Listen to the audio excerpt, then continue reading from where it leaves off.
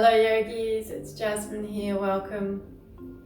In this video, I would like to share with you 10 things that I believe personally will help you to get more out of your yoga practice. Number one, when we talk about yoga, we are not just talking about the yoga asana, yoga poses. We're talking about pranayama, breathing, meditation, using tools and techniques to direct the mind and create an energetic effect, and reading yogic texts, interacting with other yogis in your community, creating that sense of community which we call sangha in yoga. When we're just focusing on yoga asana, the physical postures, it's almost like trying to drive a car with only one gear. So it'll only get you so far, you'll only be able to drive a certain speed. It still works, but you're not accessing all the different gears or tools or materials or practices that are available to you that will help you to propel into higher states of personal growth, consciousness, and connection. Number two, prioritize function over form. My teacher was very firm about this one concept. So rather than modifying your body to get into the yoga pose or forcing your body to get into a yoga pose, you modify the pose so it works for you. When I also talk about function, knowing what your desired outcome is, what are you trying to achieve by doing the poses and the practices that you're doing.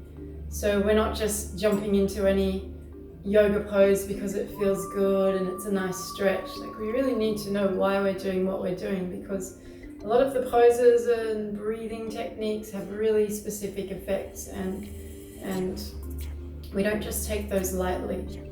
My teacher also had told us a story about one of his students who had quite severe scoliosis, which caused him a lot of back pain.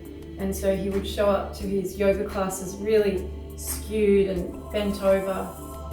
And he was given a yoga therapy practice specifically to heal his body, not just to correct the functional alignment, but to correct the deeper challenges that were presenting. He practiced this for some time, and his quality of life improved dramatically. 2 years later, after a long time of practicing, he came back and his physical form was still very lopsided and skewed, and he still had that severe scoliosis. However, he was able to work, he was able to move effortlessly with ease throughout his day. His mind was much clearer. So the yoga practices didn't necessarily correct his scoliosis, but they corrected his lifestyle and his life and the deeper energetics of what was going on, which gave him so much more vitality and fulfillment in life. So function, prioritize over the form. Number three, when you're performing your yoga poses or your breathing, keep the body relaxed. We're working with subtle energy in yoga, and if we're holding the body rigid, we're creating a block of tension that the energy can't move through. So when we think about certain yoga poses, they do require us to hold the body quite rigidly, but only a certain part of the body is in strength. The rest of the body needs to remain relaxed. And often you'll hear me in my yoga classes talking about relaxing the shoulders and keeping the back of the neck long. This is particularly important. Because when we're stressed or tense, one of the first things alongside the jaw to clench up is our shoulders. And it's a primal fear response that triggers to the nervous system that we're not okay. So whenever you're holding that tension in your neck and shoulders in a yoga class, you're sending a mixed message to your nervous system. If you think about the anatomy of that part of the body as well, the brain stem and nerve plexus comes down from the back of the head there. So if you're holding that tight, then you're inhibiting that really important channel of communication that sends messages to the whole body. So particularly pay attention to tension in the neck and shoulders, and keep the body relaxed as you move through your yoga practice. Number 4, work within your means. So it's all good and well to want to get into, let's say, the splits. However, if this is your goal, then it's not yoga.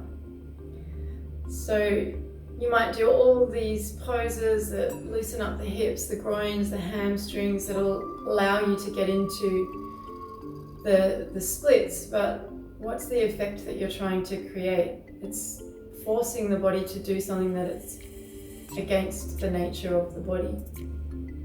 We want to come to a point in our yoga practice where we can be in full acceptance of where we're at and meet ourselves where we're at with kindness and compassion. Challenge is absolutely necessary, and a little bit of tapas, which translates to effort and heat and intensity, but it's a really fine line. We want to challenge ourselves just enough so there's growth that comes out of it, but not push ourselves over the edge where that frustration turns into, where that challenge, turns into frustration and agitation. If we're approaching our yoga practice like this on a daily basis, then that's what we'll be cultivating, that's what we'll be growing, and that's what is going to follow us off our yoga mat and into our life. Number 5, show up. If you're feeling crappy, show up.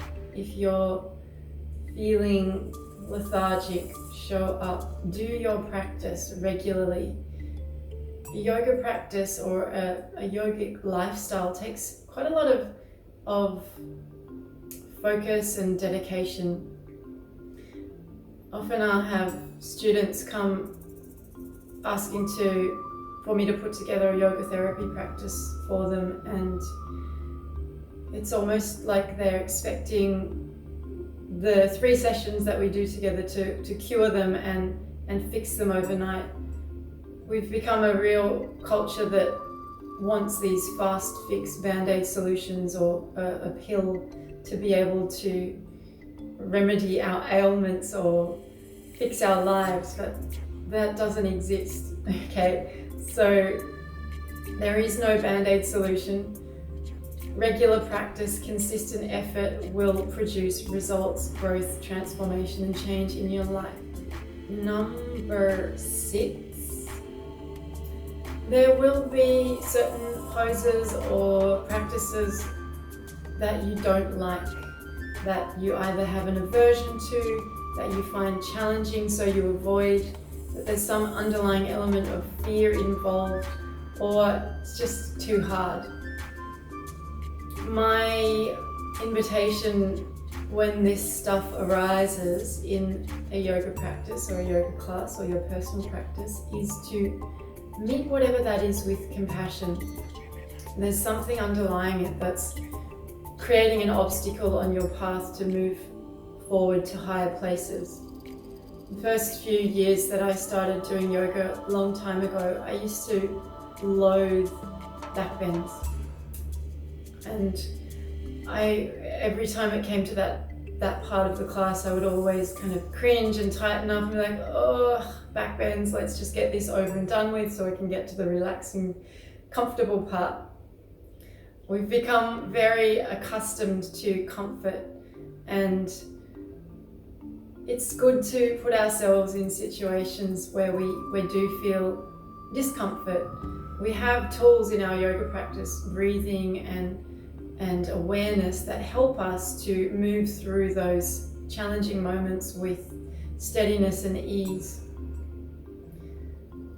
And when we do that, we realize that what we were avoiding really wasn't that bad, and the anticipation of it caused more anxiety than the actual event itself.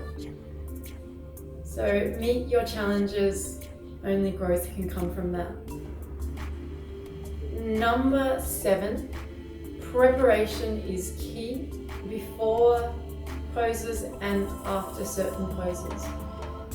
So I'm going to use the example of inversions. They're a pretty important pose category to prepare the body correctly for. So we need to warm up in order to be able to maintain the pose. And then at the end, we need to counterpose the pose to let go of any tension that we might have built into our body, into our minds, from holding the intensity of the pose. As I mentioned earlier, we're working with very subtle energy in the body, and if we don't prepare correctly or counterpose correctly after, then we're going to stir that energy up, and it's not going to have the time or space to dissipate and trickle into all the parts of the body, the mind, the being that it's needed. So preparation is critical. Don't miss this step. Number 8,